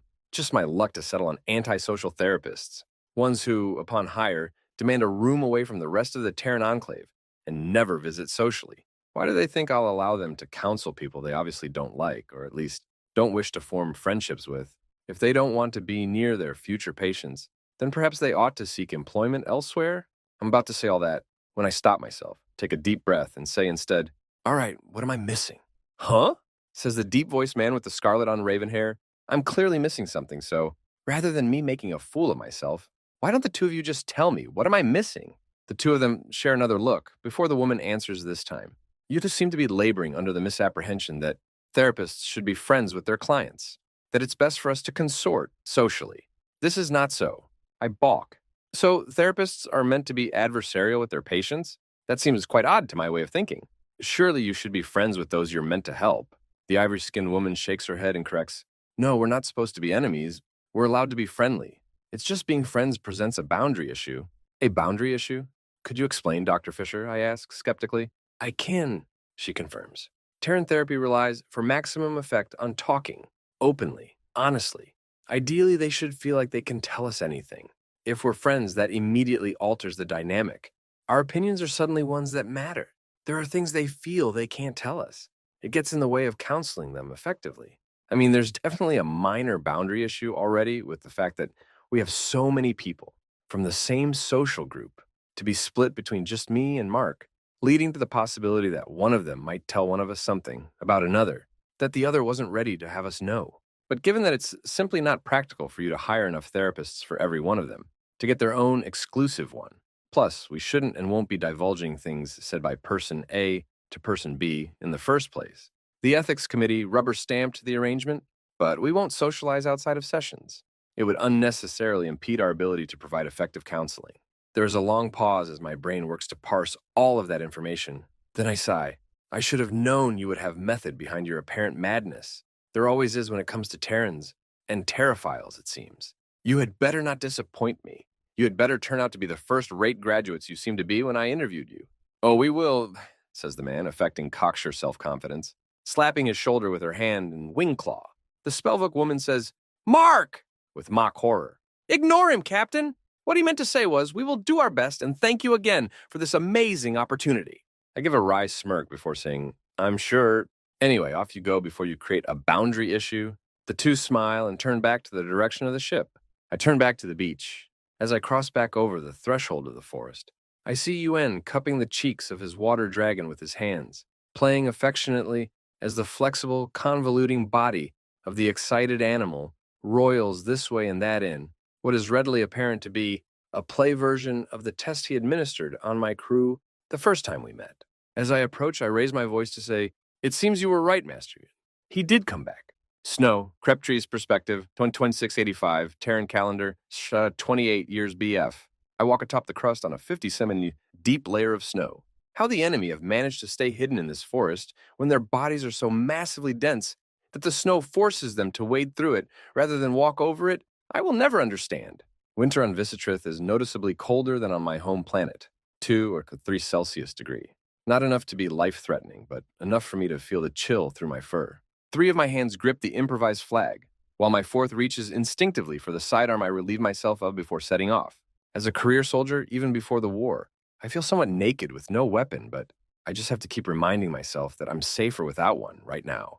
I enter into a sloped clearing that was, just yesterday, the site of a crushing battle. Bloody patches in every color festoon the area, along with the twisted, frozen bodies of hundreds of my brothers and sisters in arms.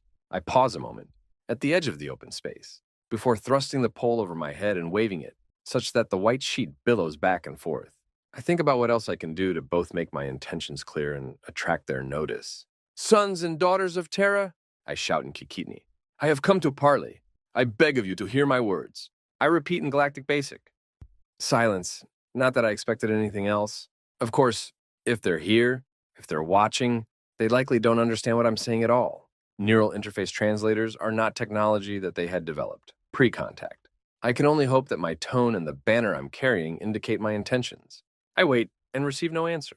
I lift up a foot and place it forward, only for a plume of snow to be violently thrown up 37 in front of me, followed by the crack of explosive propulsion, catching up a half-second later, limited as it is by the speed of sound. 14 years of soldierly discipline is all that keeps me from shrieking in terror. I managed to collect my spilled thoughts enough to determine that that shot was not intended to hit me. 6 years of grisly experience inform me that Terran snipers always hit exactly where they mean to. I think that was a warning. I continue to stand stock still for a few moments longer. No more shots ring out and I'm still breathing. I wait for what seems like an eternity. Eventually, I decide that they clearly aren't willing to talk, and so turn to go. I haven't got more than 2 paces before I hear the psst of projectiles striking the snow behind me, followed by the crack, crack, crack of their propellant blasts catching up to them. Another warning? Don't leave. Things are in motion. Have patience. Is that what they're trying to convey? I return my gaze to the incline and continue waiting. Finally, a chunk of snow breaks itself from a drift and stands. With powerful footsteps that cleave through the snow, as if it were but mist, the Terran approaches me. This Terran does not have the physique of a sniper in my view. Rather, they look like a line breaker. Even compared to other Terrans I've seen, there's an obvious power to the stocky body in matte white armor, advancing down the hill. The 1-8 Melzier soldier draws up to about twice their own height's distance away from me, clipping their rifle to their back. They point at me and do a twirling motion with their finger before placing their arms behind themselves. In answer, I take a boxed translator from a pouch on my sash and extend it to them, slowly and carefully letting them see it. They glance at the translator, then at me, then shake their head from side to side in a gesture I don't comprehend before, once again, jabbing the same finger in my direction, pointing it downward and twirling it, before briefly placing their hands behind their back.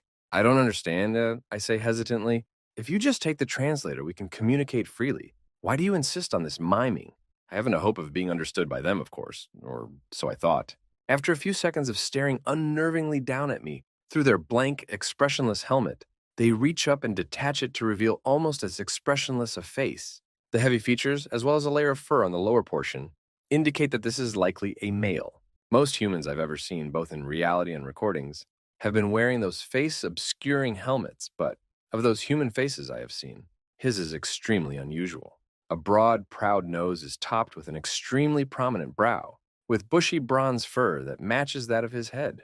Unlike the far more common brown, blue, gray, or black irides that most humans have, his are a vivid turquoise. He has a chin that slopes back from his mouth, rather than jutting forward, as would be normal for humans. He must be one of these walking extinct subspecies of humanity that I've heard about. I know humans are extremely heterogeneous, but this can only be a cousin. None of his stark deviations from typical human facial structure are the most striking thing about his face, however. That would be the horrific burn scar at the left edge of his mouth. He opens his jaws to reveal a mangled speech organ that even I, with zero education in Death World anatomy, can appreciate renders him entirely mute. I understand. You wouldn't be able to talk to me even if you did put this on, would you? I sigh. Miming it will have to be then. He replaces his helmet and slowly points to me. Me? I queried, gesturing to myself. The Death Worlder bobs his head up and down. Could that be a yes? He places his arms behind himself first this time, changing the previous order. Unsure what else to do, I mimic him, placing my forearms behind myself. More enthusiastic head bobbing, coupled with an extended fist with an upward thumb. I'm choosing to interpret that positively. Finally, he points his finger down and spins it, to indicate something. I take one of my hands from behind myself to mimic the motion, eliciting a frustrated sigh audible through his helmet. Seeming to resign the attempt to make me understand his gestures, the man closes the distance between us and, with irresistibly powerful hands, turns me to face away from him. I understand now. The finger twirling was a representational gesture. He meant for me to turn around. I feel a little foolish for not having understood. I'm relieved of my sash and roughly frisked by his sinewy hands. I've always known the Terrans were something else, but this is the first time I've ever actually felt their strength. He controls my body as easily as I might handle a handful of powdered snow. Eventually, seeming satisfied that I conceal no weaponry, he pulls my lower arms behind my back and loops his thumb and index finger around my wrists, binding them with that hand while he fumbles for something. I feel a length of plastic being threaded around where his fingers were and then cinched. A zip tie. A Terran device that allows for quick, easy securement of a potentially resistant individual. I do not resist as he zip ties my upper arms behind me on top of my lowers. My hands bound, the man rounds my front and looks at me, seeming to consider something. He reaches behind himself and rips a long strip off of his heavy white canvas cloak as easily as if it were made of paper. He approaches me with the length of heavy cloth and ties it over my eyes. My world becomes darkness as he deprives me of my vision. I feel a solid hand reach to cradle my underside between my front and back legs. I'm hoisted into the air before being spun around disorientatingly. I hear the crunch, crunch, crunch of this Terran carrying me away through the snow, though I could not say in what direction. I turn my head down and beseech my ancestors to bless my task. Fang's perspective, exclaims the woman angrily as I disinfect her newly empty eye socket. I cock my brow, not that she can see that, and respond, "Oh, my apologies, little girl. I thought I was treating decorated war hero and certified badass, Commander Miyazaki. I didn't realize I was actually treating a small child." Pursing her lips in a way that lets me know exactly what she thinks of my attempt at comic relief, she asks, "Tell me, Doc, how many times have you had an eyeball burst from flash-boiled aqueous humor?" 0 times, I answer wearily. She feigns thoughtfulness. Then, your qualification to dictate what an appropriate pain response is, cupping her ear as if genuinely curious. I think about answering that a mostly finished medical doctorate and 6 years of field experience should count for something, but sensing how that would be received, I instead sigh, none. She taps her index finger against her chin as if considering, in that case, fucking ow. I flatten my ears and dip my snout, suitably chastened. After a few moments of silence as I dress her wound, I ask, out of curiosity, on what species were they? She frowns. The one who slagged your helmet and melted your face? She laughs. Lovely bedside manner, Doc. I smile. Yes, well, if experience has taught me anything, it's that you soldiers appreciate candor. So, what were they? She waves a hand dismissively. Never bothered learning the whole menagerie. One of the big ones. A Kiklo, I inquire. No, she negates thoughtfully. A Spellbook? Her face turns hard as she says, if there were rough-worlder elites on planet, you think I'd let anyone be ignorant of it? No. It was one of those motherfuckers that looked like a prehistoric rhino walking upright. What was the horn like? Like a Brontotherium or more like an Elasmotherium? She says nothing, only giving me a hard stare, despite her lack of sighted eyes, that shouts, loud and clear, that she has no clue what the difference is, even though it was her who made the comparison to ancient rhinos. I sigh. Was it one of the purple, shaggy boys with the two-pronged horns? Or was it one of the hairless red ones with the long, conical horn? One of the purple, shaggy boys, she answers. That would be a Threndian. How badly did it hurt? She shrugs and answers, oh, what I assume, bearing in mind this has only happened to me twice, is the normal amount for having molten durasteel held against your face and scalp by your helmet. I give a forlorn little whine, causing her to burst into laughter. It's disconcerting to see such a hearty laugh from one with so little face left. Don't make that noise. When you do, you remind me of Pochi, the Shiba I had as a child. I roll my eyes and shoot back, yes, and when you laugh like that, you remind me of a capuchin I saw at a zoo once, and doesn't feel good to be compared to a semi-sapient cousin species, does it? She smirks back. But you're such a good boy, Fang. That doesn't even... Your ancestors never told mine that they were good boys. Yes, we did. And the ones we told eventually became domestic dogs. She shoots back. I frown. You are far too coherent for someone on the dose of painkillers I've given you. She shrugs. Yeah, I have noticed diminishing returns with every time you've given me them. That's not ideal. I would switch you to something else, but A, it's probably best if you aren't absolutely blitzed when Hram gets here, and B, we don't have anything else, I say. Her mouth tightens as I remind her. I start Emiko, but am cut off. No, she interrupts. Excuse me? I know what you're going to say, and if you're about to give me advice relating to my command civilian, then it's not Emiko, it's Sadr Miyazaki, she says, all cheer gone from her voice, an icy chill in its place.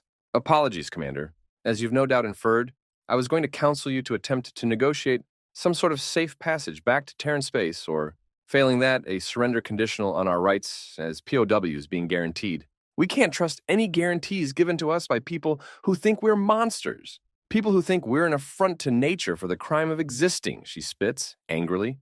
Once they have us in a position where we can't fight back, they'll just murder us. That might well be the case. But you know as well as I that we're not going to make it to the next supply drop, and surely a likely death is preferable to a guaranteed death. Sure you're not just getting soft, Lowell? She asks, spitefully. Now it's my turn to get angry. Is that what you think, I say, with cold fury? After everything you've seen me put up with? After everything you've seen me do? You think this is just about me not being able to hack it anymore? Wanting to get back to my creature comforts? Is it so unbelievable that I might have genuine concern about the dwindling supplies of everything, and including personnel? Who's going to replace you, for instance? As far as I can see, no one else left alive is even remotely qualified for command. She seems to realize that she crossed a line, and she says, I'm sorry, Doc. I didn't mean that. It's all right, Emiko. You're doing a remarkable job of putting a brave face on it.